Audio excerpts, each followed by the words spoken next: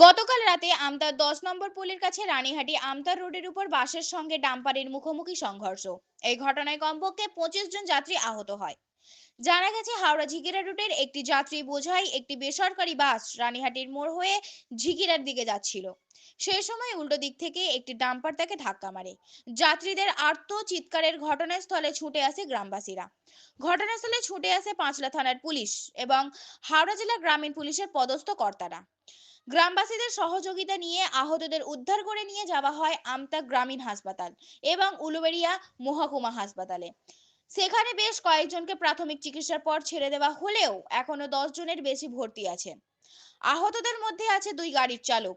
কি কারণ দুর্ঘটনা এখনো স্পষ্ট নয়, তবে ডাম্পারের চালক জানিয়েছে বাসটি ওভারটেক করতে গিয়ে ডাম্পারের ধাক্কা মারলে দুর্ঘটনা ঘটে। পুলিশ দুটি গাড়িকে আটক করেছে। পরে ক্রেন দিয়ে এসে গাড়ি দুটিকে রাস্তা থেকে সরানো হলে মাঝরাতে ফের যান চলাচল শুরু হয়। আপনারা দেখছেন H+ সিটি নিউজ।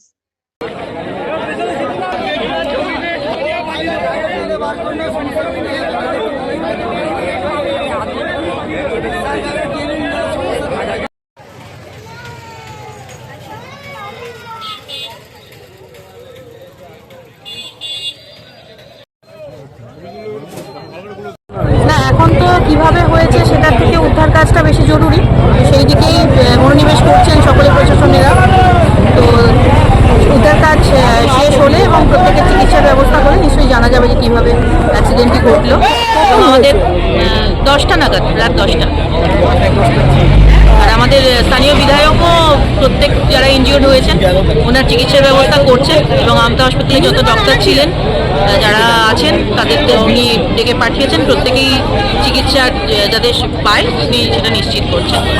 কতজন ইনজিওর্ড হয়েছে বলে এখনো শোনা কথা 25 থেকে 30 জন ইনজিওর্ড। এর মধ্যে কি কেউ নিহত হয়েছে?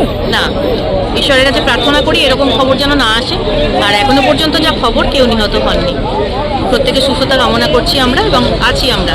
আপনার নাম পরিচয়? আমি নিপা বসু, গ্রাম পঞ্চায়েত, পান্ডেরগাছা গ্রাম পঞ্চায়েত প্রধান।